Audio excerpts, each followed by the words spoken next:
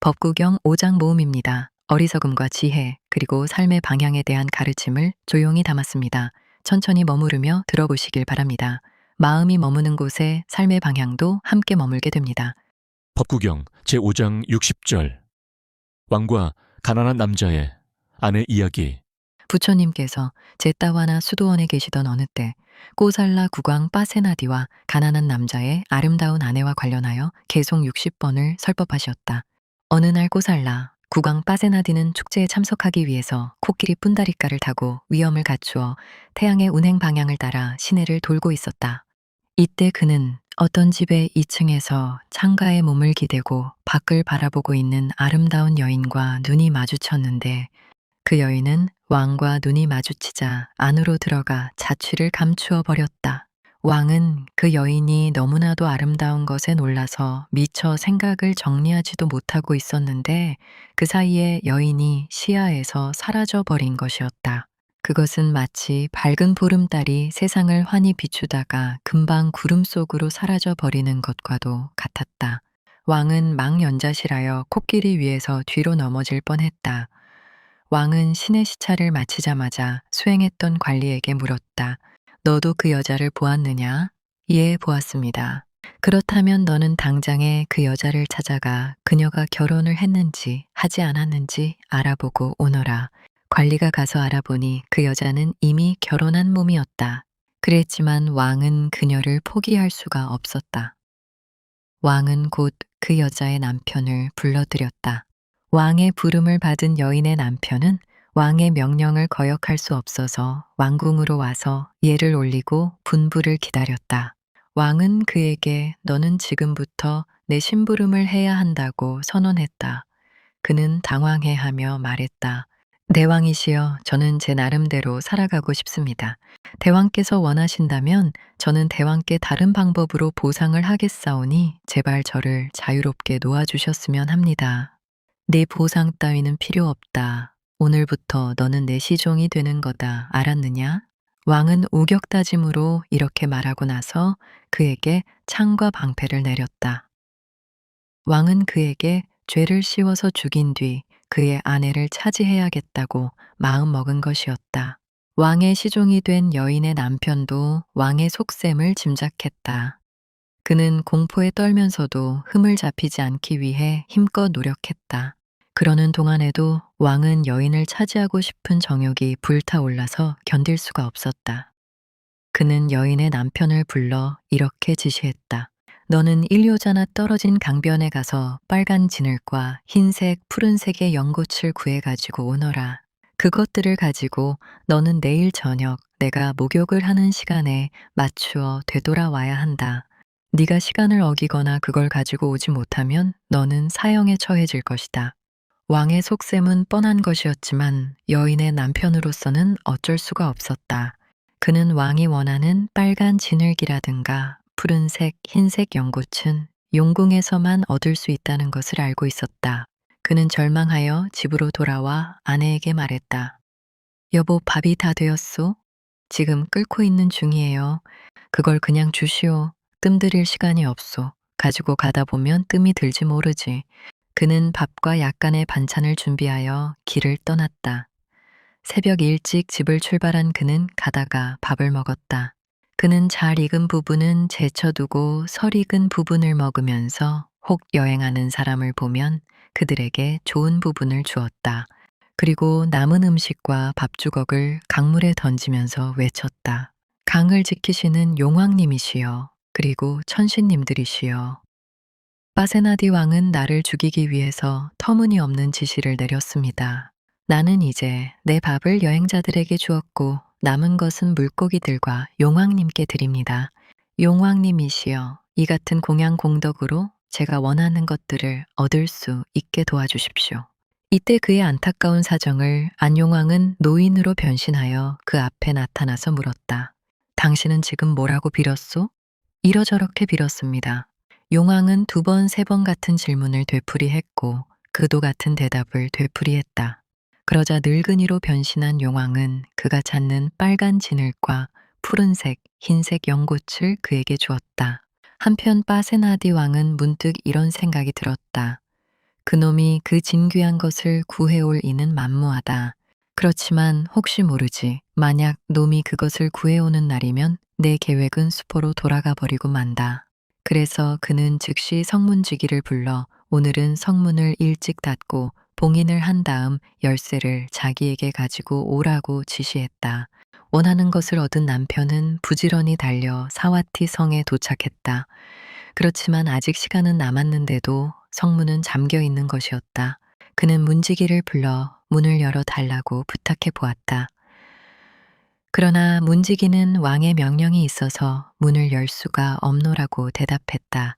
그래서 이 불행한 남자는 자기가 왕의 심부름꾼이니 문을 열어 달라고 몇 번이나 성문지기를 설득해 보았지만 소용이 없었다. 그는 이것이 왕의 농간인 것을 알고 다른 방법을 쓰기로 했다. 그는 자기가 가지고 온 진흙을 성벽에 붙이고 꽃들도 성벽에 꽂았다. 그런 다음 큰 소리로 이렇게 외쳤다. 사와티 성내의 시민들은 들으시오. 나는 왕의 지시를 받고 그 지시를 잘 이행했습니다. 이것들은 왕이 내게 구해오도록 지시한 물건들입니다. 그런데도 왕은 문을 일찍 닫아서 지시를 어긴 죄명을 씌워 나를 사형시키려고 하고 있습니다. 여러분들은 내 증인이 되어 주시오. 이렇게 3번 외쳐서 자기의 무죄를 밝힌 뒤 그는 생각했다. 이제 나는 어디로 갈까? 그래, 비쿠들은 인정이 많은 분들이다. 나는 오늘 밤 수도원에 가서 잠을 자야겠다. 그래서 그는 곧 제따와나 수도원에 갔고 거기서 편안하게 쉬었다. 한편 그날 밤 빠세나디 왕은 여인에 대한 욕망 때문에 잠을 이룰 수가 없었다. 그는 날이 밝으면 즉시 남편을 처형하고 여인을 왕궁으로 데리고 오리라고 생각했다. 그런데 바로 그 순간 그는 괴상한 소리를 들었다. 그것은 쇳물이 끓는 큰 가마 속에 들어가서 내지르는 듯한 단발마의 비명이었다. 뜨거운 쇳물 안에 몸이 빠진 상태로 머리만 밖으로 나온 어떤 사람이 잠시 고통을 식히려 하나 금세 다시 쇳물 속으로 빠질 때 내지르는 지옥고의 비명이었던 것이다. 이 괴상한 소리는 끊이지 않고 계속 들려왔으므로 그는 도저히 잠을 잘 수가 없었다. 그 때문에 왕은 공포와 불안에 떨면서 비몽사몽간에 어지러운 꿈을 꾸기도 했다. 그는 중얼거렸다. 나도 이제 죽으려는가? 아니면 왕비가 죽을 건가? 혹은 내 왕국이 멸망할 조짐인가? 그는 밤새도록 시달리느라고 긴 밤을 꼬박 새우고 아침을 맞았다. 그는 곧 사람을 보내어 왕궁의 스승인 브라흐만을 불러 물어보았다. 브라흐만 스승이시여, 저는 지난밤에 무서운 소리를 들었습니다. 이것은 무슨 조짐인지요? 대왕이시여, 그것은 어떤 소리였습니까? 두, 사, 나, 소 였습니다. 그렇지만 그 브라흐만은 그 소리가 무슨 뜻인지 알지 못했다. 그래도 모른다고 말하면 안 될 것 같아서 그것은 매우 심각한 문제로군요. 그게 무슨 말씀이지요? 그것은 대왕께서 곧 돌아가실 조짐입니다. 예? 그렇다면 이를 피할 방도는 없겠습니까? 염려 마십시오. 저는 외다에 정통한 사람이 아닙니까? 어떻게 하면 좋겠습니까? 각종 생명들을 희생하여 신께 제사를 지내야 할 것 같습니다. 코끼리, 말, 숫소, 암소, 당나귀, 염소, 양, 돼지, 닭, 개, 고양이, 그리고 어린 남자, 아이와 여자아이를 각각 100씩 희생해야 합니다. 왕은 자기가 살고 싶은 욕심에 당장 이 일을 착수시켰다. 그러자 그 준비 때문에 온 사와티 성내가 아수라장이 되고 말았다. 시민들은 통곡하고 부르짖으며 아우성쳤다. 마치 세상이 끝나는 것 같은 혼란이었다. 빠세나디 왕비 말리카는 그런 소란을 보고 당장 왕에게 찾아가 물어보았다. 대왕이시여, 도대체 대왕께서는 지금 올바른 정신을 가지고 계십니까? 왕비여, 당신은 내가 지금 독사의 아가리 속으로 들어가고 있다는 것을 아는 거요? 모르는 거요? 그게 무슨 말씀입니까? 간밤에 나는 이러저러한 소리를 들었소. 그래서 브라흐만을 불러 그 이유를 물어보았는데 그의 대답은 이렇게 하라는 것이었소. 왕비가 탄식했다. 대왕이시여, 대왕은 참으로 어리석습니다. 대왕께서는 늘 장담하시기를 나는 비쿠들에게 얼마든지 음식을 제공할 수 있으며 또 많은 백성들에게도 음식을 실컷 제공할 수 있어서 왕국이 둘이라고 해도 충분히 다스릴 수 있다고 하시더니 지금 하시는 행동을 보면 그런 장담을 의심하게 됩니다. 그게 무슨 말이요? 대왕께서는 남의 생명을 희생해서 인간의 생명을 구한다는 소리를 들어 본 적이 있으십니까? 그 어리석은 브라흐만의 말만 믿고 이런 짓을 하시나요? 그 때문에 죄 없는 많은 중생들을 이렇게 죽이시려는 건가요? 대왕이시여 가까운 수도원의 인간과 천신들 가운데서 가장 위대하시며 한량없는 지혜를 갖추시어 과거, 현재, 미래를 통찰하시는 부처님이 계시지 않습니까? 그분께 가셔서 충고를 받으시도록 하십시오.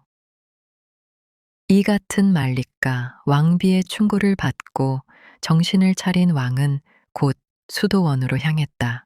그렇지만 그는 아직도 죽음에 대한 공포를 벗어나지 못하고 있었다. 그는 수도원에 도착하자 부처님께 공손히 인사를 드린 다음 입을 다문 채 한쪽에 쭈그리고 앉았다. 부처님께서 물으시었다. 대왕이여, 어떻게 이곳에 오셨소? 그러자 왕은 대답이 없고 말리까 왕비가 그간의 이야기를 사뢰었다. 부처님께서는 이야기를 다 들으신 다음 잠시 침묵하신 뒤 이렇게 말씀하셨다. 대왕이여, 너무 두려워하지 마시오. 그것은 당신이 죽으리라는 조짐이 아니오.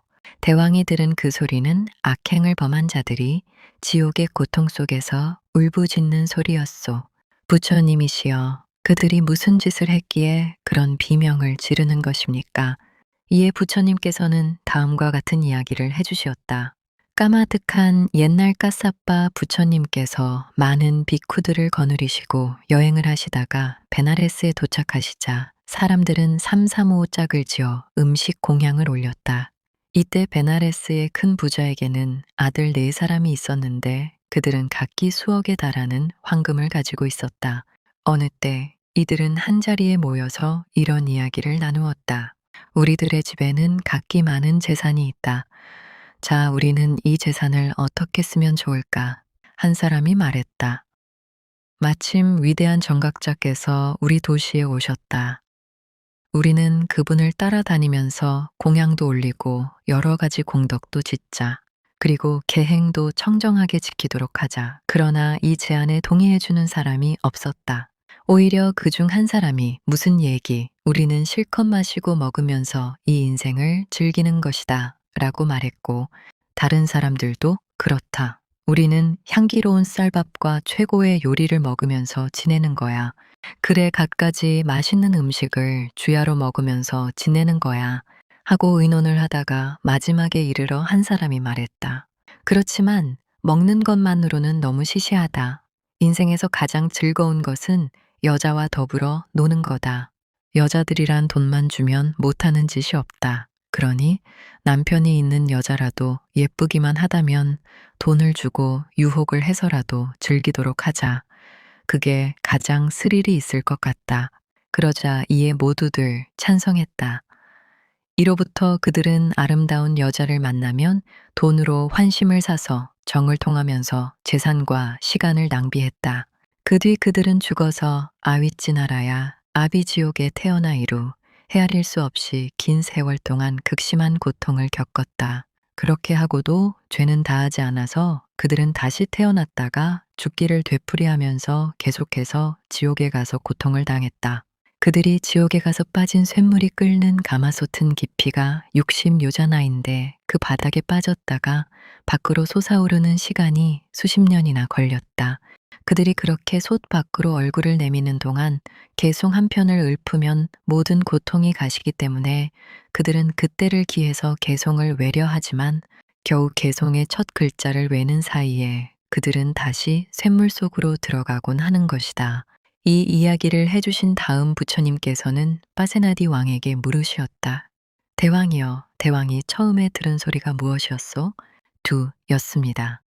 그것은 그 개송의 첫 글자였다고 부처님은 말씀하시고 개송의 나머지 끝부분을 이렇게 가르쳐 주시었다. 우리가 행한 악한 일은 이것. 우리는 우리가 가진 재산을 누구에게도 주지 않았고 우리의 재산을 참답게 쓰지 못했네. 부처님께서는 왕이 들은 다른 말들의 의미도 가르쳐 주시었다. 4. 우리는 이미 끓는 쇠물 가마 지옥에서만 6만 년을 보냈다. 아, 우리가 이곳을 벗어나는 때는 언제일까? 우리가 범한 이 모든 악행의 업보는 끝이 없을 것 같구나. 언제나 이 고통은 끝나는 것일까? 이곳으로부터 내가 다시 인간으로 태어난다면 나는 계행을 잘 지키고 착한 행동을 하며 사람들에게 가진 것을 널리 베풀리라. 부처님께서는 이렇게 각 개송을 완성시키시고 그 깊은 의미를 설명하신 다음 빠세나디 왕에게 말씀하셨다. 대왕이시여, 그들 네 사람은 이 개송을 모두 읽기를 원하나 첫 글자만을 중얼거리다가 이내 다시 끓는 물속으로 빠져드는 것이요. 왕은 부처님의 말씀을 듣고 매우 깊은 감명을 받았다. 그는 스스로 생각했다. 나는 참으로 아주 무서운 악행을 저지를 뻔했구나. 저들 네 사람의 업보는 까싸빠 부처님 때부터 곧다마 부처님 때가 되도록 끝나지 않고 있으니 그것은 실로 얼마나 길고 무서운 것이냐. 그러고도 그들의 고통은 다하지 않고 있다. 나 또한 남의 아내를 욕심내는 마음을 품음으로써 지난밤에 한숨도 잠을 이루지 못했다. 나는 이 시간 이후부터 다시는 이런 생각을 품지 않으리라. 그는 부처님께 자기의 소감을 사뢰었다. 부처님이시여, 어젯밤 저는 잠 못 이루는 자에게 밤이 얼마나 긴 것인가를 뼈저리게 느꼈습니다. 이때 왕에 의해 죽을 뻔했던 여인의 남편이 그 옆에서 왕의 말을 듣고 있다가 이렇게 한마디 했다. 부처님이시여, 지금 왕께서는 잠 못 이루는 자에게 밤이 얼마나 긴 것인가를 깨달았다고 말했습니다. 부처님이시여, 저는 피곤한 자에게 있어서 일요자나의 거리는 얼마나 먼 것인지를 깨달았다고 말하고 싶습니다. 이에 부처님께서는 두 사람의 말을 합쳐서 이런 개송을 읊으셨다. 갈망으로 잠 못 이루는 사람에게 밤은 길고 피곤한 여행자에게 일요자나는 멀며 참된 가르침을 모르는 어리석은 자에게 생사윤회는 한없이 길다. 디가 자가라또라띠 디강 산타싸 요자낭다고 발라나 삼사로 사땀망 아위자나 땅. 이 법문을 들은 빠세나디 왕은 희생하기 위해 잡아온 모든 생명들을 놓아주었고 성내의 사람들은 말릭과 왕비를 높이 찬탄하고 존경하게 되었다. 그리고 아름다운 아내를 둔 사나이는 소따빠띠 팔라를 성취하였다. 법구경 제5장 61절 마하카사파테라의 반항적인 제자 이야기. 부처님께서 제따와나 수도원에 계시던 어느 때 마하카사파 테라의 반항적인 제자와 관련하여 개송 61번을 설법하시었다. 마하카사파 테라가 라자가하 근처의 삐팔리 동굴에서 제자 비쿠들을 데리고 수행하던 때의 일이었다. 두 제자 비쿠 가운데 첫째 제자는 스승을 존경하는 부지런하고 신심 있고 책임을 다하는 성실한 성품이었다. 이에 반해 다른 제자 하나는 게으르고 신심이 없고 불평이 많으며 하는 일 없이 다른 제자가 해놓은 일을 자기가 한 것처럼 장괴나 쓰는 자였다. 예를 들어 부지런한 비쿠가 스승의 새순물과 양침물을 준비해 놓으면 게으른 비쿠는 재빨리 스승에게 가서 스승의 새순물과 양침물이 준비되었다고 자기가 한 것처럼 보고했다. 어느 날 스승은 그의 속임수와 게으름에 대해 꾸중을 했는데 이 제자는 그것을 두고 다른 비쿠에게 불평을 늘어놓기도 했다. 또 어떤 날은 스승이 부지런한 비쿠를 데리고 탁발을 나간 사이 게으른 비쿠는 스승을 받드는 신자 집을 찾아가서 스승이 지금 병이 들었다고 거짓말을 했다. 신자는 그렇다면 저희가 도울 일이 무엇이냐고 물었다. 그러자 그는 이러저러한 음식을 준비해 달라고 주문하여 그 음식을 가지고 돌아오다가 중간에서 다 먹어버렸다. 다음 날이 되어 테라가 그 신자의 집을 방문했을 때 신자는 테라에게 어제 제자 비쿠가 와서 스승이 병이 들었다고 하면서 이러저러한 음식을 받아가지고 갔다고 하며 그 음식을 받으셨느냐고 여쭈었다. 이에 테라는 침묵으로 대답을 하지 않고 수도원으로 돌아와 제자의 행동을 준엄하게 꾸짖었다. 그런 일이 있은 다음 날 테라는 부지런한 제자와 함께 탁발을 나갔는데 혼자 남은 게으른 비쿠는 거기에 있는 모든 집기들을 다 불태워버리고 말없이 그곳을 떠났다. 이 일은 라자가하의 비쿠들을 통하여 사와티에 계시는 부처님께 전해졌다. 부처님께서는 말씀하시었다. 마하카사빠가 제자를 두지 않고 혼자 수행했더라면 그런 사건은 나지 않았을 것이다. 까사빠가 그 같은 고통을 겪은 것은 그런 어리석은 자와 함께 있었기 때문이니라. 그리고 부처님께서는 다음 개송을 읊으시었다. 만일 자기보다 더 지혜로운 혹은 동등한 수준의 벗을 구하지 못하거든 차라리 굳게 결심하고 홀로 수행하라. 어리석은 자와는 수행의 벗이 될 수 없기에 짜란째 나디가체야 세이양 사디사마따노 에까짜리양 다랑까이라 나티발레 사있다. 법구경 제5장 62절. 재정관 안한다 이야기. 부처님께서 제따와나 수도원에 계시던 어느 때 인색한 부자 아난다와 관련하여 개송 62번을 설법하시었다. 사와티의 아난다라 불리는 아주 인색한 재정관이 살았다.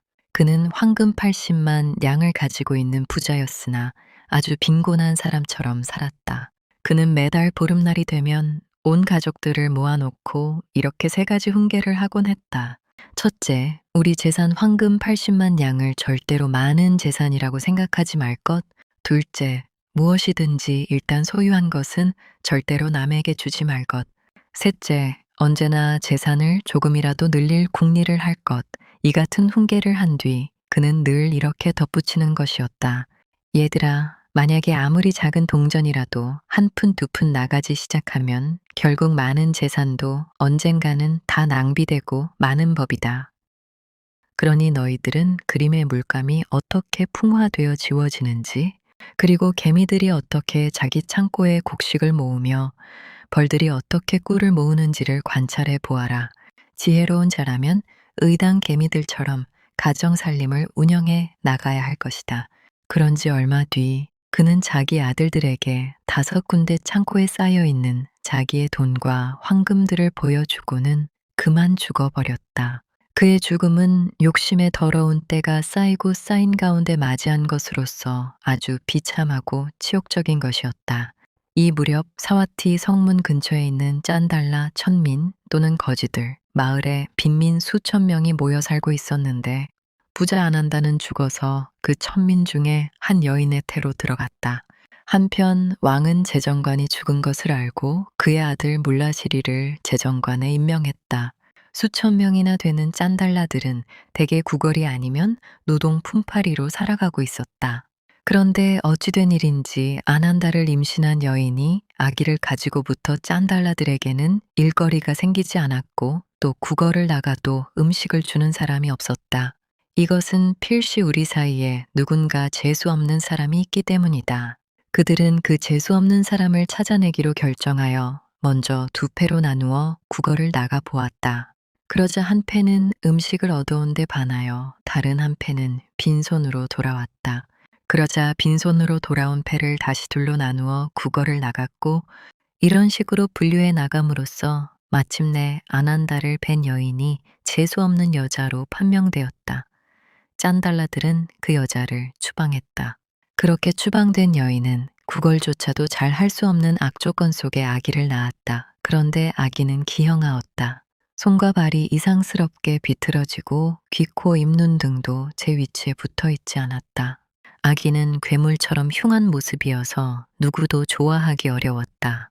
그렇긴 했지만 아기의 어머니는 그 아기를 버릴 수는 없었다. 그랬으므로 그녀에게는 2배의 고통이 따랐다. 자기 혼자도 벌어먹기 힘든 형편에 아기까지 딸려 있었기 때문이었다. 그녀가 아기를 업고 구걸을 가면 아무것도 얻을 수가 없었다. 아기는 그 여인보다 더 재수 없는 팔자인가 보았다. 그래서 여인은 아기를 놓아두고 걸식을 나갔는데 그러면 겨우 자기 한 사람 먹을 만큼의 음식을 얻어올 수가 있었다. 그러다가 아기가 일어서서 겨우 걸을 정도가 되었을 때 여인은 더 이상 참지 못하고 아기에게 찌그러진 그릇 하나를 쥐어주면서 이렇게 말했다. 얘야, 너 때문에 나는 너무나 비참하게 살아왔단다. 이제 나도 너를 먹여 살리기에 진력이 나는구나. 이 도시 사람들은 여행객이나 가난한 사람들에게 음식을 주곤 했다. 그러니 이제는 스스로 국어를 해서 먹고 살아라. 그래서 어린아이는 그릇을 손에 들고 집집마다 찾아다니면서 얻어먹으며 살게 되었다. 그러다가 그는 전생에 자기 집이었던 재정관의 저택에 가게 되었다. 마침내 아무도 제지하는 사람이 없었으므로 아이는 세 번째 대문이 있는 곳까지 통과해 들어갈 수 있었다. 그런데 네 번째 대문에 이르렀을 때 그는 전생의 아들인 물라시리에게 들키고 말았다. 물라시리는 그 아이의 흉악한 모습에 당황하여 그만 울음을 터뜨렸다. 그러자 주인의 울음소리에 놀라서 뛰어나온 하인들이 흉악한 어린 괴물을 내쫓아 버렸다. 이때 부처님께서 아난다 테라와 함께 이곳으로 탁발을 나와 계시다가 그 소동을 목격하셨다. 아난다가 사정을 설명드리자 부처님께서는 물라시리를 불러오라고 하셨고 곧 물라시리와 많은 구경꾼들이 모여들었다. 부처님께서는 물라시리에게 물으셨다. 재정관이여, 그대는 이 아이를 모르는가? 부처님이시여, 모르겠습니다. 재정관이여, 이 아이는 그대의 아버지였던 재정관 아난다의 후신이니라. 부처님의 이 말씀을 물라시리는 믿으려 하지 않았다. 그러자 부처님께서는 아이에게 말씀하셨다. 너는 지금부터 5군데에 있는 보물 창고를 네 아들에게 찾아 보여 주어라. 그러자 흉물스런 아이는 부처님의 지시대로 5군데의 보물 창고를 찾아 보였다. 그제서야 물라시리는 흉물이 자기 아버지의 후신이라는 것을 믿었고 부처님과 담마와 상가에 귀의했다. 부처님께서는 물라시리를 비롯하여 거기에 모인 사람들에게 설법을 하시어 그들이 참된 이익을 얻게 해주시었다. 그리고 부처님께서는 다음 개송을 읊으시었다. 내게 아들이 있고 재산이 있다고 어리석은 자들은 집착하나니 제 몸도 오히려 자기 것이 아니거늘 어찌 자식과 재산이 자기 것이랴. 뿌따마티 단양마티 이띠발로 위한야띠 아따 히아따노 나스티 굿도 뿌따 굿도 단양. 법구경 제5장 63절 두 소매치기 이야기. 부처님께서 제따와나 수도원에 계시던 어느 때 두 소매치기와 관련하여 개송 63번을 설법하시었다. 어느 때 소매치기 둘이 수도원으로 부처님의 설법을 들으러 가는 사람들과 어울렸다. 그들 중 한 명은 수도원에 가서 부처님의 설법을 진지하게 듣고 곧 소따파티팔라를 성취하였다. 그런데 다른 한 소매치기는 설법을 듣는 동안 다른 사람의 주머니를 털겠다는 생각에만 열중하고 있었다. 그러다가 어떤 신자의 주머니에 돈이 조금 들어있는 지갑을 훔쳤다.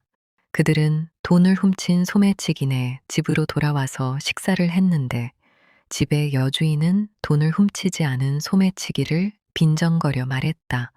당신은 매우 현명하셔서 오늘 저녁에 당신 집에 저녁 끓일 것도 없게 만들었군요. 그 소리를 들은 돈을 훔치지 않은 소매치기는 생각했다. 이 여자는 참으로 어리석구나. 그러면서도 자기 자신을 스스로 영리하다고 착각하고 있구나. 식사가 끝나고 그들은 함께 수도원으로 가서 부처님께 이 사실을 말씀드렸다. 부처님께서는 이야기를 들으신 뒤 다음 개송을 읊으시었다. 어리석은 자가 스스로 어리석은 줄 알면 그것만으로도 그는 현명하거니와 어리석은 자가 스스로 현명하다고 생각하나니 바로 그것이 어리석은 것이다. 요발로 만야띠발량 빤띠또아삐때나 소발로 짜빤디따마니 사회 발로띠 우짜띠.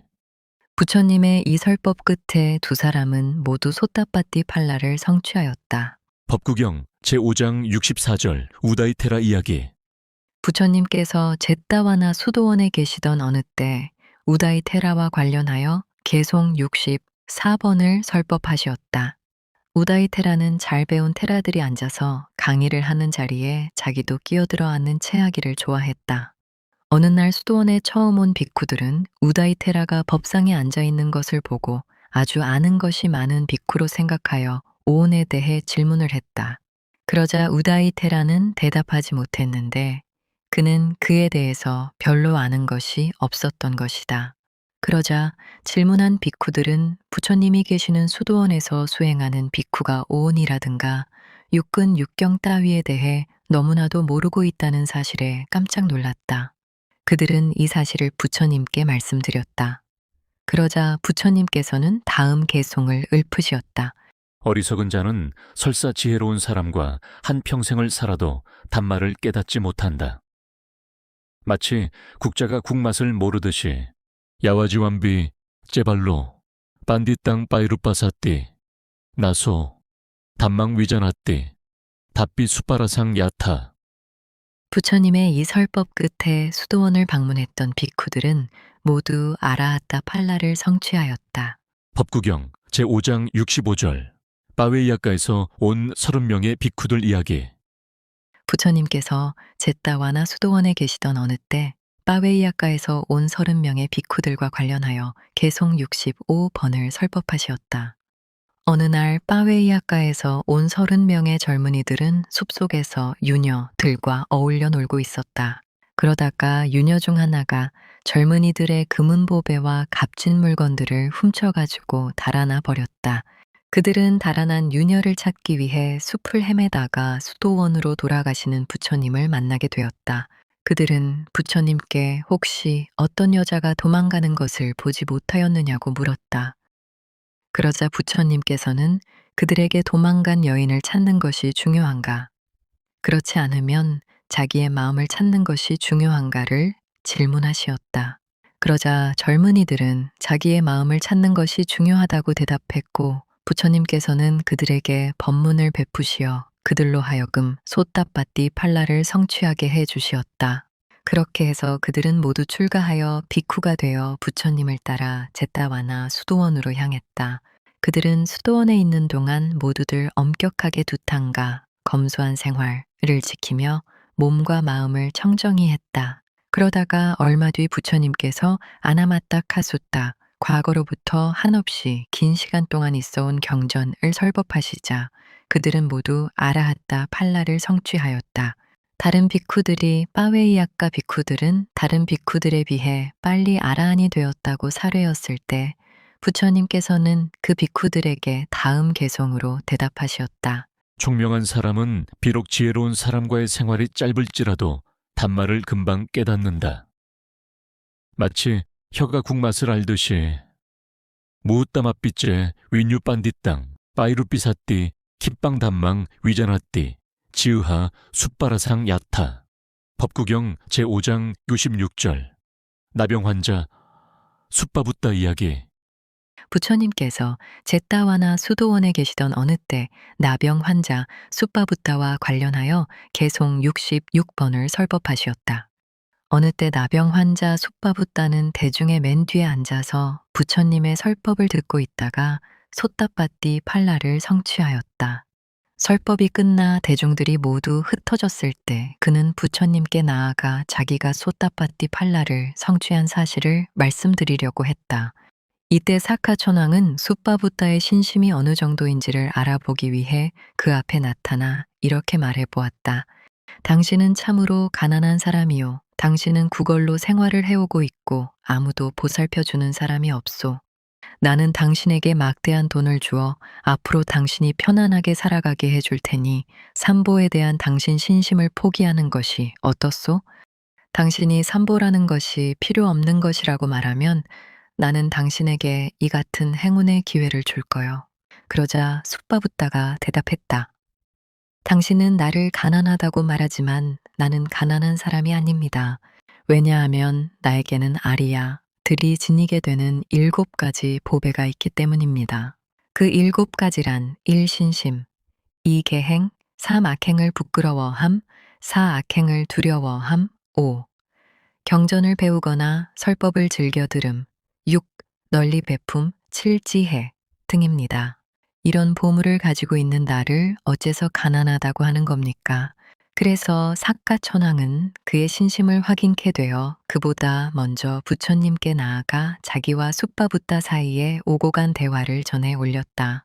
그러자 부처님께서는 사카천왕에게 말씀하시기를 설사 수천 수만의 천왕들이 숫바붓다에게 삼보에 대한 신심을 포기하라고 종용한다 하더라도 그것은 될 수 없으리라고 하셨다. 부처님과 사카천왕 사이에 그런 대화가 진행되는 동안 숫바붓다는 부처님 앞에 이르러 자기가 성취한 소타빠띠 팔라에 대해 보고드렸다. 그런데 숫바붓다는 그렇게 소타빠띠를 성취한 뒤 수도원에서 돌아가던 중 원한을 품은 귀신이 솥대를 몰고 그에게 달려들어 그만 죽고 말았다. 그 귀신은 다름 아닌 과거 전생의 숫바붓다에게 죽음을 당한 창녀였다. 그녀는 원한을 갚겠다고 굳게 맹세한 뒤 귀신이 되어 그를 죽인 것이었다. 숫바붓다가 죽었다는 소식은 수도원에도 알려져 비쿠들은 부처님께 숫바붓다가 죽은 다음 어디에 태어났는지를 여쭈었다. 부처님께서는 그가 천상에 태어났다고 대답하시면서 그가 이 생에 나병 환자로 태어난 것은 전생에 빠째까붓다께 침을 뱉은 악행 때문이었다고 말씀해 주시었다. 그리고 부처님께서는 다음 개송을 읊으시었다. 자기야말로 자기의 원수, 어리석은 자들은 지혜가 부족하여 함부로 움직이며 악행을 저지르나니 마침내 가혹한 벌을 받는다. 짜란띠 발라 둠메다 아미떼네와 아따나 까론따 빠빠깡 깜망양 호띠 까뚜까 팔랑. 법구경 제5장 67절 한 농부 이야기. 부처님께서 제따와나 수도원에 계시던 어느 때 독약을 숨긴 한 농부와 관련하여 개송 67번을 설법하셨다. 어느 날 한때의 도둑이 부잣집을 털어 현금과 여러 가지 귀중품들을 가지고 들판으로 도망쳤다. 도둑들은 거기서 훔친 물건들을 자기네들끼리 나눈 다음 각기 흩어져 버렸다. 그런데 그중 하나가 1,000냥이 든 현금 주머니를 거기에 놓아두고 떠났다. 그날 아침 부처님께서는 신통력으로 시방세계를 살펴보시다가 도둑이 현금 주머니를 놓고 간 논이 주인이 소타빠띠 팔라를 성취할 인연이 있음을 아시었다. 그래서 부처님께서는 아난다 테라와 함께 그 농부가 논을 갈고 있는 곳으로 가시었다. 농부는 부처님께서 가까이 오시자 정중하게 예를 올리고 쟁기질을 계속했다. 부처님께서는 논에 떨어져 있는 돈주머니를 가리키시며 아난다 테라에게 말씀하시었다. 아난다여, 저기 독이 가득 찬 뱀을 보아라. 이에 아난다 테라도 과연 그렇습니다. 저도 독이 가득 찬 뱀을 보았습니다. 하고 대답했다. 그런 뒤 두 분은 탁발을 하기 위해 계속 걸어 사와티 성 내로 들어가시었다. 농부는 부처님과 아난다 테라 사이에 오고 간 대화를 이상하게 여겨 정말로 자기 논에 뱀이 있는지 살펴보았다. 그는 부처님께서 가리키신 자리에 돈주머니가 있는 것을 발견했다. 그는 돈 주머니를 주워 자기만 아는 곳에 숨겨두었다. 이때 재산을 잃어버린 주인이 도둑의 발자국을 따라 농부가 밭을 갈고 있는 곳에 왔다. 이번에는 농부의 발자국을 밟아감으로써 마침내 자기가 잃어버린 돈주머니를 찾아냈고 농부를 도둑으로 단정하여 그를 잡아다가 사정없이 매질을 했다. 그런 뒤에 그는 농부를 왕에게 넘겼다. 왕은 그에게 사형을 선고하여 사형 집행관은 그를 끌고 공동묘지로 향했다. 그러는 동안에 농부는 부처님과 아난다 테라 사이에 오고 간 대화를 중얼거리고 있었다. 아난다여, 저기 독이 가득 찬 뱀을 보아라. 그렇습니다. 저도 독이 가득 찬 뱀을 보았습니다, 부처님. 왕의 명령으로 농부를 사형시키려던 관리는 농부가 이같이 중얼거리는 것을 이상하게 생각하여 그를 데리고 다시 왕에게 갔다. 왕은 이것은 농부가 부처님을 증인으로 채택하고 싶어 하는 것이라 여겨 부처님 계신 곳으로 농부를 데리고 가서 어떻게 된 것인지 여쭈어 보았다. 부처님께서는 그날 아침에 있었던 일을 말씀하신 다음 농부의 무죄를 증언하시었다.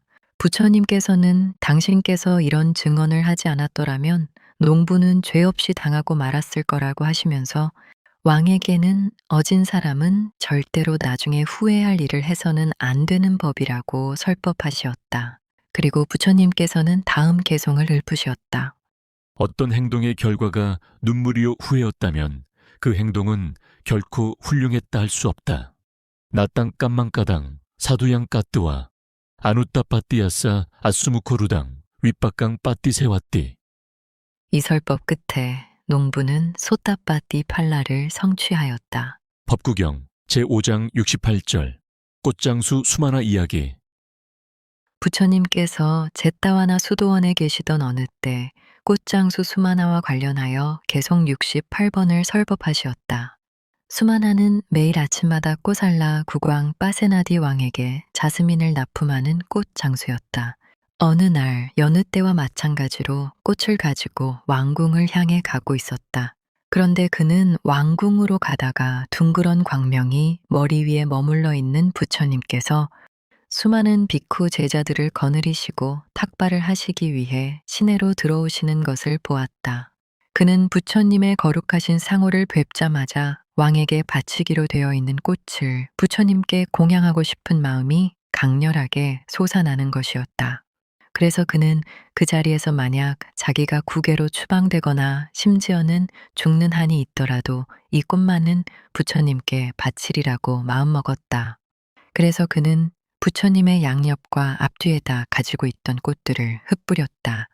그러자 위로 던져진 꽃들은 공중에 머물러 부처님의 머리 위에서 일산과 같은 모양을 만들었고, 옆으로 던져진 꽃들은 성벽처럼 부처님을 감싸면서 부처님의 움직임을 따라 함께 움직이는 것이었다. 부처님께서 탁발을 하시는 동안 그 꽃들은 부처님의 몸에서 나오는 6가지 색깔의 빛과 함께 따라 움직였는데, 이를 본 수천 수만의 시민들은 부처님 일행을 따라오면서 그 아름답고 희귀한 광경에 감탄을 금치 못하여 합장 공경을 올렸다. 시민들이 그처럼 기뻐하자 수마나가 환희심에 들뜬 것은 말할 나위도 없었다. 그리하여 왕에게 꽃을 보내지 못하게 된 수마나는 아내를 자기 대신 왕궁에 들여보내서 오늘 꽃을 바치지 못한 것을 사죄했다. 수마나의 아내는 안절부절 못하고 미안해했는데 이미 부처님의 신자로서 소따빠띠 팔라까지 성취한 왕은 그 이야기를 듣더니 도리어 아주 기뻐했다. 그리고 왕 자신도 밖으로 나가서 그 아름다운 광경을 직접 보았을 뿐 아니라 부처님께 나아가 정중하게 예를 표했다. 그런 다음 왕은 부처님과 비쿠 스님들을 왕궁으로 모시고 들어와 공양을 베풀었다. 공양이 끝나자 부처님께서 제따와나 수도원으로 돌아오시게 되었을 때는 왕도 멀리까지 나와서 배웅을 해드렸다. 그런 다음 왕은 왕궁으로 돌아와 수마나에게 8마리의 코끼리와 8마리의 말, 8사람의 남자 노예와 여자 노예, 8사람의 시종, 그리고 8,000냥의 황금을 상으로 내렸다. 수도원에 도착하여 아난다테라는 부처님께 여쭈었다. 부처님이시여, 오늘 꽃장수 수마나가 행한 좋은 공덕으로 그는 어떠한 공덕의 과보를 얻겠습니까? 그는 자신의 생명까지도 생각하지 않고 열애에게 꽃을 공양하였느니라. 그는 이 공양 공덕으로 다시는 낮은 4군데의 세계, 지옥, 아기, 축생, 아수라에 태어나지 않을 것이며 마침내는 빠째까붓다가 될 것이니라. 이렇게 대답하시고 부처님께서 간다쿠띠로 들어가시자 꽃들은 부처님의 처소 앞에서 땅으로 모두 떨어져 내렸다. 그날 밤 부처님의 정기적인 법회가 끝난 다음 부처님께서는 다음 개송을 읊으시었다. 그 행동의 결과가 기쁨이요 행복이어서 한 점 후회도 없었나니 수마나의 행동은 매우 훌륭했도다. 딴짝 깜망 까땅 사두양 까뜨와 나누따 빠띠아싸 빠띠또 수마노 윗박강 빠띠세와띠. 법구경 제5장 69절 우빨라완나 비쿠니 이야기. 부처님께서 제따와나 수도원에 계시던 어느 때 우빨라완나 비쿠니와 관련하여 계속 69번을 설법하시었다. 사와티의 한 부자에게 나이 찬 딸이 있었다. 그 딸은 얼굴이 너무나 예쁘고 피부가 부드러워서 마치 푸른 연꽃과도 같았으므로 우빨라완나라고 불리웠다. 우빨라완나의 아름다움은 널리 소문이 퍼져 유명해졌다. 그러자 각계각층의 사람들, 즉 왕손, 재상가, 장군, 고관 등의 집에서 청혼이 잇따랐다. 그러나 우빨라 완나는 결혼하여 가정 생활을 하는 것이 인생의 궁극적인 목표는 아니라고 생각하여 참다운 길을 가는 수행자가 되고 싶어 했다. 그러던 중 부처님의 설법을 듣고 큰 감동을 받은 그녀는 곧 출가하여 비쿠니가 되기로 마음먹었다. 그녀는 곧 수도원으로 가서 자신의 뜻을 밝히고 비쿠니가 되었으며 부처님으로부터 수행 주제를 받아 수행을 시작했다. 그녀는 기름에 타는 램프를 켜놓고 불꽃을 응시하다가 그 불꽃이 일렁거리고 계속 불빛을 낼 수 있는 것은 기름이 소모됨으로써 가능하다는 것을 깨달았다. 우빨라완나는 부처님으로부터 받은 수행 주제인 불꽃에 관한 마음 집중을 통해서 그것이 끊임없이 변하는 것으로 새로운 불꽃에 의해서 먼저 불꽃은 사라져버리는 과정을 예의 관찰함으로써 마침내 삼매를 이루었고 곧 재행무상의 진리를 깨달아 도에 들어가게 되었다. 그리고 계속 수행에 매진한 결과 아라하타 팔라까지 성취하였다. 그런지 얼마 뒤 우빨라완나는 자신을 좀 더 다지기 위해서 조용하고 한적한 숲속 깊은 곳에 혼자 들어가 선정삼매를 익히고 있었다. 그동안 그녀는 매일 아침마다 탁발을 나갔는데 그녀가 탁발을 나간 어느 날 그녀의 사촌 동생인 난다가 숨어 들어와 그녀의 침상 밑에 숨었다. 난다는 전부터 우빨라 완나에게 연정을 품어 그녀가 비쿠니가 되기 전부터 그녀와 결혼하기를 원했었다. 그러다가 그녀가 비쿠니가 되어버리자 꽤 실망했는데 어떻게든 그녀를 차지하려고 더욱 집착하고 있었다. 우빨라완나는 탁발에서 돌아와 자기 방에 침입자가 숨어 있는 것을 발견하고 조용한 목소리로 타일렀다. 어리석은 자여, 그대는 내게 해를 끼치지 말라, 나를 괴롭히지 말라. 그러면 그대에게 큰 불행이 닥치게 될 것이다. 그러나 난다는 우빨라완나의 충고에는 귀도 기울이지 않고 그녀에게 달려들어 결국 자기의 욕구를 채우고 말았다. 그런 뒤 방문을 열고 밖으로 나와 땅을 딛자마자 땅이 두 쪽으로 갈라지면서 그는 그만 산채로 땅 속에 묻혀버렸다. 제타와나 수도원에 계시던 부처님께서는 우빨라완나 테라를 겁탈한 난다가 산채로 땅에 묻혔다는 이야기를 전해 들으시고 다음 개송을 읊으시었다. 악행의 결과가 나타나지 않는 동안 어리석은 자들은 그것을 꿀처럼 달게 여긴다. 그러나 악행이 마침내 결과를 이끌어올 때 그들은 크나큰 고통을 겪는다. 마둔과 만냐띠, 발로야와 빠빵, 나빠짜띠, 야다짜 빠짜띠, 빠빵 아타, 둑항 니가차띠. 부처님의 이 설법 끝에 많은 사람들이 소따빠띠 팔라를 성취하였다. 그 뒤 부처님께서는 빠세나디 왕에게 비쿠니들이 숲속에서 사는 것을 위험하다는 점을 인식시키어 왕으로 하여금 시내에 비쿠니 전용 수도원을 건립케 하시었다. 법구경 제5장 71절 아히빼따 이야기. 부처님께서 제따와나 수도원에 계시던 어느 때 아히페따와 관련하여 개송 71번을 설법하셨다. 어느 날 부처님의 으뜸 가는 제자인 마하모깔라나 테라는 라카나 테라와 함께 라자가하에 나가 탁발을 했는데 마하모깔라나 테라가 무엇인가를 보더니 잠잠한 미소를 지었다. 탁발을 끝내고 수도원으로 돌아왔을 때 모깔라나 테라는 라카나 테라에게 자기가 탁발 도중에 혼자 웃은 것은 사람의 머리에 뱀의 몸인 귀신뇌를 보았기 때문이라고 설명했다. 이때 부처님께서는 당신도 깨달음을 성취하던 때 그 아히빼따를 본 적이 있었다고 하시면서 그 귀신에 대해 이렇게 말씀해 주셨다. 아주 오래 전에 빠째까 붓다가 한 분 계셨는데 이 벽지불을 존경하여 많은 사람들이 벽지불이 계시는 수도원을 찾았다. 이때 신자들이 수도원으로 가기 위해서는 반드시 들판에 있는 한 농부의 논을 지나가야 했는데 농부는 자기 논을 많은 사람들이 지나다니면 자연 자기의 농작물에 피해가 있을 거라고 생각했다. 그래서 그는 빠째까붓다를 다른 곳으로 쫓아버리려고 빠째까붓다께서 계시는 수도원 주위에 불을 질렀다. 그래서 빠째까붓다께서는 그곳을 떠날 수밖에 없게 되었다. 이때 빠째까부따의 제자들은 화가 나서 그 농부를 붙잡아다가 집단 폭행을 가했고 그 때문에 농부는 죽어버렸다. 죽은 논 주인은 벽지불에 대해 악한 마음을 먹은 과보로 아위찐이라야에 태어나 무섭고 괴로운 고통을 받다가 겨우 풀려나와서 이제는 나머지 악행에 대해 과보를 받느라고 아이빼따가 되어 지내는 것이다. 부처님께서는 이와 같이 아이빼따에 대한 내력을 말씀해 주신 다음 이렇게 설법하셨다. 이 하나의 행동에 대한 과보는 시간이 차면서 여러 가지 형태로 나타나 행한 자를 뒤따르느니라. 그러므로 누구든지 자기가 저지른 선한 행위에는 좋은 과보를, 악한 행위에는 나쁜 과보를 받게 되는 법, 이 같은 과보는 누구도 피할 수 없느니라. 그리고 부처님께서는 다음 개송을 읊으시었다. 악행의 과보가 즉시 나타나지 않는 것은 금방 짜낸 우유가 즉시 엉키지 않는 것과 같다.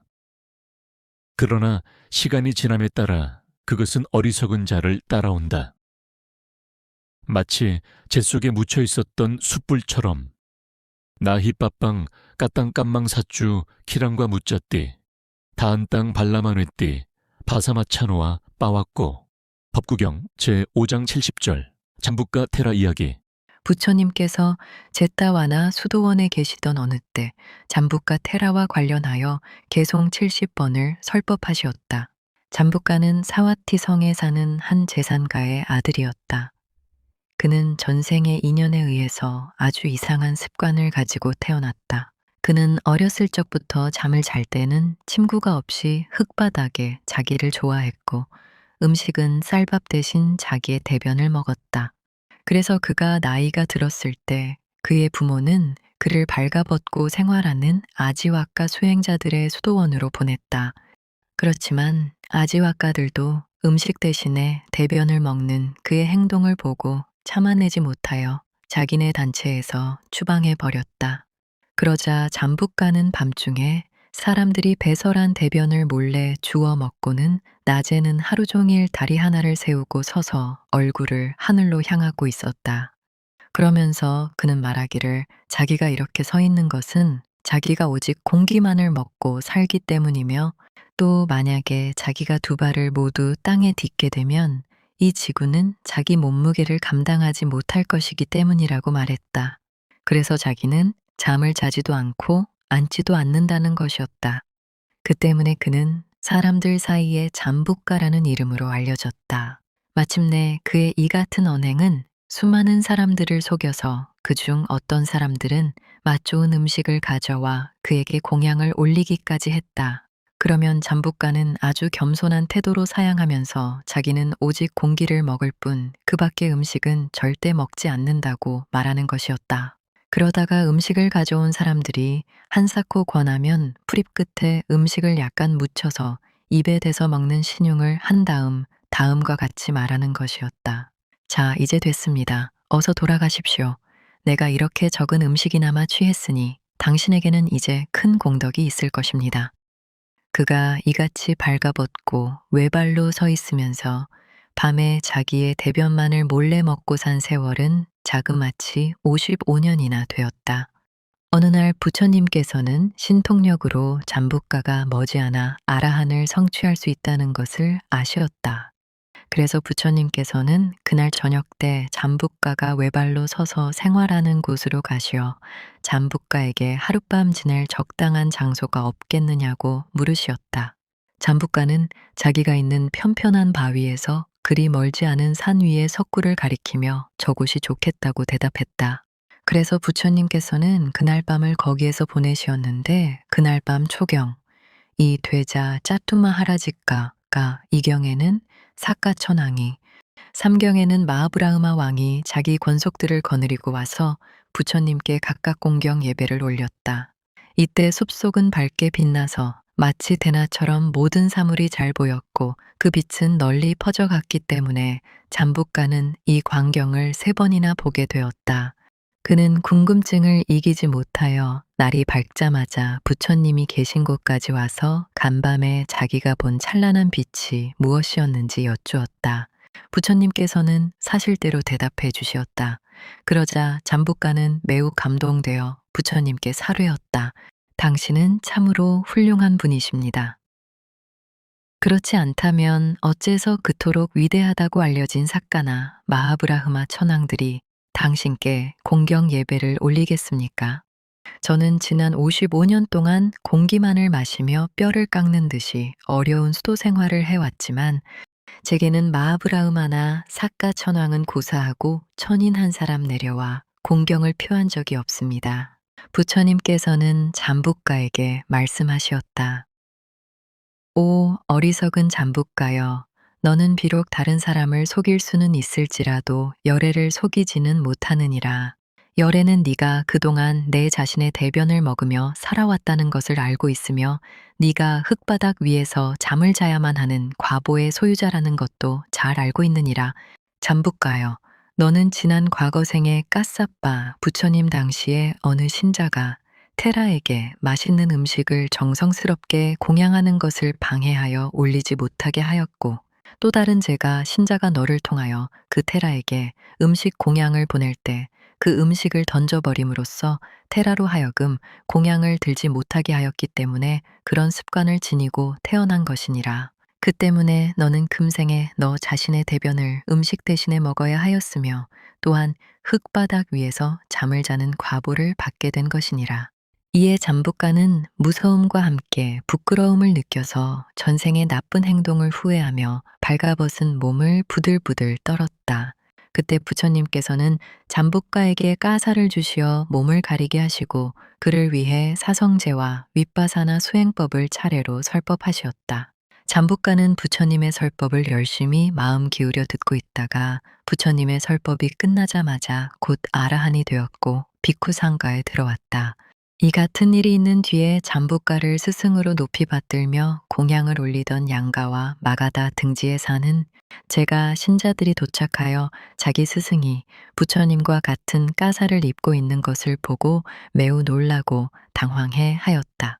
그들은 두 사람 중 누가 어른인지 구별하지 못하고 있었는데 잠부가가 나서서 자기가 부처님의 설법을 듣고 깨달음을 성취했다는 것과 이제 자기는 비쿠 상가에 들어가 부처님의 제자가 되었다는 것을 말하고 부처님께 제자의 예를 올려 보였다.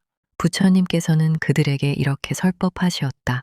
너희들의 스승은 극히 적은 음식을 먹으면서 한 발로 서서 잠을 자지 않는 고행을 55년간이나 해왔느니라.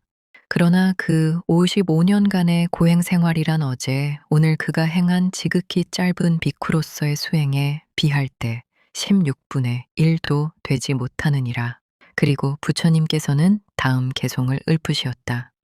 설사 어리석은 자가 굉장한 고행을 하면서 풀잎 끝에 닿을 정도의 음식만 먹고 한 달 또 한 달을 살아간다고 해도 그것은 사성제를 깨달은 사람의 16분의 1의 가치도 없다.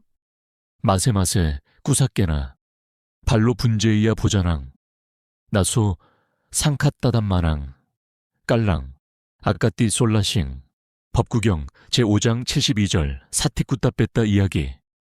부처님께서 제따와나 수도원에 계시던 어느 때 사티쿠따 뺐다와 관련하여 개송 72번을 설법하시었다. 부처님의 으뜸가는 제자 마하모깔라나 테라는 라카나 테라와 함께 탁발을 나가던 중 엄청나게 머리가 크고 몸은 작은 귀신 사티쿠따 뺐다를 보았다. 이와 관련하여 부처님께서는 사티쿠따 귀신에 대해 다음과 같이 설명해 주시었다. 전생에 사티쿠따는 돌을 던져서 물건을 맞히는 솜씨가 대단했다.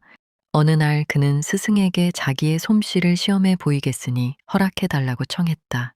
그래서 스승은 허락하면서 소나 사람을 표적으로 해서는 안 된다는 단서를 달았다. 왜냐하면 주인 있는 소나 사람에게 상처를 입히면 손해보상을 비롯한 많은 문제가 따르기 때문이었다. 그러니 주인이 없는 것이나 보호자가 없는 것을 대상으로 해야 한다고 그의 스승은 당부했던 것이다. 그런데 아주 둔하고 지혜가 부족했던 사티쿠따는 빠체카 부따께서 일가친 적도 없고 보호자가 없으니 주인이 없는 목표라고 생각하여 관역으로 삼았다. 그는 돌멩이를 집어서 탁발을 하고 계시는 빠체카 부따를 향해 힘껏 던졌다. 돌멩이는 빠체카 부따의 한쪽 귀로 들어가 다른 쪽 귀로 나왔고 그 때문에 빠찌까부따께서는 수도원으로 돌아오시자 곧 이 세상을 떠나시고 말았다. 그리고 그는 이내 빠찌까부따를 존경하는 신자들에게 붙잡혀 매를 맞아 죽었는데 죽자마자 아비지옥에 태어났다. 그렇지만 아비지옥도 영원한 곳은 아니므로 그는 시간이 지나자 그곳을 벗어나 머리 큰 귀신이 되어서 자기가 범한 악해에 대한 과보를 채우느라고 고통을 당하고 있는 것이다. 그는 머리가 엄청나게 컸는데 그 큰 머리를 쇠망치로 계속 얻어맞고 있기 때문에 머리의 아픔과 무거움으로 이루 형언할 수 없는 고통을 당하는 것이다. 부처님께서는 이와 관련하여 이렇게 말씀하시었다. 어리석은 자에게는 자기의 솜씨나 지식도 아무 쓸모가 없느니라. 그에게는 그것이 도리어 자기를 불행하게 하거나 해를 입힐 뿐이니라. 그리고 부처님께서는 다음 개송을 읊으시었다. 숙련되지 못한 기능과 지식은 어리석은 자를 도리어 해치나니 그는 자기의 능력으로서 스스로 복과 지혜를 파괴할 뿐이다. 야와대와 아니스타야 나땅 바라차 자야띠 한띠 발라싸 숙강상 묻다마싸 윗바따양 법구경 제5장 73, 74절 가정을 가진 찢다 이야기. 부처님께서 제따와나 수도원에 계시던 어느 때 가정을 가진 찢다와 관련하여 개송 73번과 74번을 설법하시었다. 찢다는 가정을 가진 사람인데 언젠가 마하나마 테라를 만난 적이 있었다. 마하나마는 부처님의 최초의 제자 5명 가운데 한 사람으로서 그때 탁발을 하는 도중이었다. 찢다는 길에서 마하나마 테라를 만나 자기 집으로 모시고 갔다. 그는 테라에게 음식을 공양했고 테라는 설법을 해주었으며 그 결과 그는 소따빠띠 팔라를 성취하였다. 그런지 얼마 뒤 찢다는 자기의 망고 동산에 수도원을 지어 비쿠들을 머물게 한 다음 비쿠들이 필요로 하는 모든 것을 공급하는 한편 그 수도원의 책임자의 수담마 비쿠를 모셔서 거기에 상주토록 했다. 어느 날 부처님의 으뜸가는 두 제자 사리뿌따와 마하모칼라나 테라가 이 수도원에 왔는데 이때 사리뿌따 테라가 설법을 하게 되었다. 법문을 들은 찢다는 곧 아나가미 팔라를 성취하였다. 그런 뒤 찢다는 두 으뜸가는 제자들을 다음 날 자기 집으로 초청했고 수담마 테라도 함께 초청했다. 그러자 수담마 테라는 매우 화를 내면서 그 초청을 거절했다. 테라는 말했다. 그대는 두 테라를 초청한 다음에야 나를 초청했소. 나는 그게 불쾌해서 가지 않겠소. 그래서 찢다는 계속하여 몇 번 더 수담마 테라가 자기의 초청에 응해줄 것을 부탁했지만 그는 끝내 거절했다. 그런데 이튿날 아침 일찍 수담마 테라는 두 테라보다 먼저 찢단의 집 앞에 도착해 있었다. 그는 두 으뜸가는 테라가 집 안으로 들어오자 두 테라와 같이 앉기를 거절하면서 나는 전처럼 시중으로 탁발을 나가겠소. 나는 저 두 테라와는 함께 앉아 공양을 받지 않을 거요. 라고 말하고 찢단의 집에서 떠나려고 했다. 그러면서 그는 두 테라에게 찢다가 공양하려고 준비한 음식과 기타 여러 가지 물건들을 보고는 시기심과 질투심을 참지 못하여 이렇게 소리쳤다. 나는 당신이 지은 수도원에 더 이상 있고 싶지 않소. 그는 화가 잔뜩 나서 공양도 받지 않고 떠나버렸다. 수담마 테라는 그로부터 곧장 부처님이 계시는 제따와나 수도원에 가서 찢단의 집에서 일어났던 일을 보고 드렸다. 부처님께서는 그 보고를 들으시고 그에게 이렇게 말씀하셨다. 너는 신심과 보시로서 뒷받침을 잘 해주는 제가 신자를 크게 모욕하였구나. 당장 돌아가서 네 잘못을 사과해야 하느니라. 그래서 수담마는 부처님이 시키시는 대로 당장에 찢단의 집으로 돌아가 사과했다. 그리고 나서 다시 부처님이 계시는 곳으로 돌아왔는데 이때에 이르러 수담마의 교만함이 얼마쯤 줄어든 것을 아신 부처님께서는 이렇게 타이르셨다. 나의 아들이여, 훌륭한 비쿠는 아무 것에도 집착하지 않아야 하느니라. 착한 비쿠는 당연히 소유욕을 일으키지 말아야 하며 교만하지 말아야 하느니라. 이것은 내 수도원이다. 이곳은 내가 머물 곳이다. 이 사람들은 내 신자들이다. 라는 등등의 생각을 해서는 아니 되느니라. 누구든지 그런 생각을 가지고 있으면 탐심과 교만이 더욱 자라날 뿐이기 때문이니라. 그리고 부처님께서는 다음 개송 2편을 읊으시었다. 어리석은 비쿠는 칭찬받기를 원하고 비쿠들의 위에 서려하며 권위를 내세우고 관계없는 사람들로부터까지 존경받으려 한다.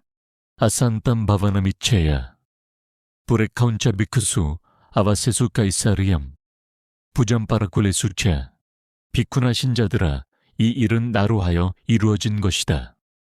그러므로 너희는 크고 작은 모든 일에서 나를 따르라. 이렇게 생각하는 어리석은 자들이여. 그런 생각은 다만 너희의 교만과 욕심을 키울 뿐이다. 맘메바카타 만난뚜기 히밥바지타 우부 맘메바티바사 아수 키짜키짜수 기스미치 이티발라사 쌍까포이차마노카바다티. 부처님의 이 설법 끝에 수담마테라는 찌단의 집으로 다시 돌아가서 화해했고 얼마 지나지 않아 아라하타 팔라를 성취하였다. 법구경 제5장 75절 띠싸 사마네라의 숲속 수도원 이야기. 부처님께서 제따와나 수도원에 계시던 어느 때 띠싸 사마네라와 관련하여 개송 75번을 설법하시었다. 띠싸는 사와티에 사는 한 재산가의 아들이었다. 띠싸의 아버지는 기회가 있을 때마다 사리붓다 테라에게 공양을 올렸고 띠싸가 7살이 되던 해에 아들을 사리붓다 테라에게 출가시켜 사마네라가 되게 했다. 띠싸가 사마네라가 된 다음 띠싸의 친구들과 친척들은 띠싸를 찾아와 많은 선물을 주고 가곤 했다. 그러자 띠싸는 이것을 매우 번거롭게 생각했다. 그래서 그는 부처님으로부터 좌선하는 방법을 배운 다음 좌선 수행에 관한 주제를 받아 제따와나 수도원을 떠나 깊은 숲속으로 들어갔다. 숲 근처에 사는 마을 사람들이 그에게 공양을 올리면 그는 그들에게 다만 당신이 행복하시기를, 당신이 모든 고통으로부터 벗어나시기를 이라고만 말해 주고는 자기 처소로 돌아갔다. 띠싸는 숲속에서 이렇게 열심히 수행에 열중한 끝에 석 달 뒤에는 마침내 아라한이 되었다. 우기 안거가 끝났을 때 사리붓다와 마하모깔라나 테라, 그 밖에 많은 테라들이 부처님의 허락을 받고 숲속에서 생활하는 띠싸 사마네라 아라한을 찾아갔다. 이때 모든 마을 사람들은 마을 입구에 나와 사리붓다 테라를 비롯한 여러 테라들을 환영했다. 마을 사람들은 사리붓다 테라를 존경하고 있었으므로 테라에게 설법을 요청했는데 테라는 그 요청을 매우 기뻐하면서 자기 대신 자기의 제자 띠싸 사마네라에게 설법을 부탁해 보라고 마을 사람들에게 권했다. 그러자 마을 사람들이 말했다. 그분은 말씀이 적으시어 그동안 저희에게 행복하세요. 모든 고통에서 벗어나세요. 라고만 말씀해 주셨을 뿐입니다. 그분이 우리에게 설법을 해주신 적이 한 번도 없으니 사리붓다 테라께서 설법을 해주시면 고맙겠습니다. 그렇지만 사리붓다 테라는 한사꽃 띠싸 사마네라가 설법을 해야 한다고 하였고 또 띠싸에게도 마을 사람들에게 설법을 하여 사람은 어떻게 해야 행복해지며 어떻게 살아가야만 일체의 고통에서 벗어날 수 있는지 그들에게 가르쳐 주라고 일렀다. 그러자 스승을 존경하는 띠싸 사마네라는 마침내 법상에 올라앉아 사리붓다와 마하모깔레나 테라 등이 포함된 많은 비쿠들과 마을 사람들 앞에서 설법했다. 띠싸는 그 설법에서 오온과 감각과 깨달음으로 이르는 길을, 그리하여 수행자는 어떻게 아라한이 되며 어떻게 니빠나 열반을 이루게 되는지를 질서 있게 하나하나 자세히 설명했다. 그리고 마지막으로 띠싸는 말하기를 아라한은 모든 고통으로부터 완전히 벗어난 아들이요 완전한 평화와 고요를 누리는 아들이라고 선언했다. 또한 그는 아직도 많은 사람들이 고통과 윤회 속에 헤매는 것은 깨달음을 얻어 아라한을 성취하지 못한 때문이라 하였다. 띠싸의 설법이 끝나자 사리붓다 테라는 어린 제자에게 매우 질서 있고 정확한 설법이었다고 칭찬했다. 그런데 설법을 들은 대중 중에는 대체로 띠사 사마네라의 담마에 대한 지식에 대해 깊은 감명을 받은 사람이 많았지만 덜어는 불만을 느낀 사람도 있었다. 그들은 띠사 사마네라가 전에 자기들의 공양을 받으면서 단지 몇 마디밖에는 대꾸해주지 않은 데서 느낀 불만의 감정이 아직까지 남아 있었던 것이다. 이때 부처님께서는 제따와나 수도원에 계시면서 띠사의 법회 광경을 신통력으로 보시고 광명을 놓으시어 마을 사람들 앞에 모습을 나타내시었다. 부처님께서는 띠사의 설법에 대해 찬탄과 불만의 두 가지 느낌을 가진 청법 대중의 잘못된 이해를 잘 설명하시어 풀어주시었고, 띠사의 설법은 담마에 부합하는 것이라고 확인해 주시었다. 그리하여 마을 사람들은 뜻밖에도 부처님을 공양할 기회까지 얻게 되었다. 공양이 끝났을 때 부처님께서는 말씀하셨다. 제가 신자들이여, 그대들은 참으로 복과 행운이 많은 사람들이니라. 왜냐하면 띠사 사마네라가 그대들과 함께 우기한 거를 잘 지냈고, 그대들이 띠사 사마네라를 잘 도와주었는데 그 일이 계기가 되어 열애에 으뜸가는 두 제자와 다른 많은 테라들이 이 마을에 왔을 뿐 아니라 열애까지도 이 마을에 오게 되었기 때문이니라. 부처님의 말씀을 듣고서야 사람들은 띠사 사마네라가 숲속에서 머물러 수행한 일이 얼마나 고마운 인연이었는지를 깨달았다. 그리고 이 법회에 참석했던 많은 사람들이 소따파티 팔라를 성취하였다. 부처님과 제자 일행은 공양과 설법이 끝난 다음에 모두 제따와나 수도원으로 돌아오시었다. 이날 오후 해질 무렵 여러 비쿠들은 부처님을 찾아뵙고 이런 말씀을 드렸다. 부처님이시여, 띠사 사마네라는 나이가 어린데도 불구하고 어려운 일을 참으로 잘 해냈습니다. 그가 이곳 제따와나 수도원에 있었으면 많은 친척과 친구가 찾아와 갖가지 편의를 제공하는 등 여러 가지로 편안했을 텐데도 그는 그것들을 다 포기하고 숲속으로 들어가서 열심히 수행하여 정진한 결과 아라한이 된 것입니다. 그러자 부처님께서는 이렇게 말씀하셨다. 비쿠들이여, 비쿠가 도시에서나 혹은 산속 깊은 곳에서 생활할 때 신자들로부터 풍부하게 공양을 받으리라고 기대해서는 안 되느니라. 비쿠들이여, 만일 어떤 비쿠가 세상의 명예와 세간적인 장래의 욕망을 완전히 포기하고 고요한 숲속에서 부지런히 열애의 가르침을 수행하게 되면 그는 반드시 아라한이 될 수 있느니라. 그리고 부처님께서는 다음 개송을 읊으시었다. 하나는 세상의 명예를 추구하는 길이요. 다른 하나는 니빠나로 인도하는 참다운 길이라. 이를 완전하게 이해한 붓다의 제자들은 세상의 물질적 이익과 명예를 추구하지 않는다. 그는 다만 고요한 숲속에서 수행에 힘쓰나니 집착에서 벗어나 니빠나를 이룬다. 안야히라 부바니사, 안야 니바나가미니, 에와메땅 아빈나야, 미쿠 부다사, 사와코사까랑, 나비난데이야, 위백가마누불하에,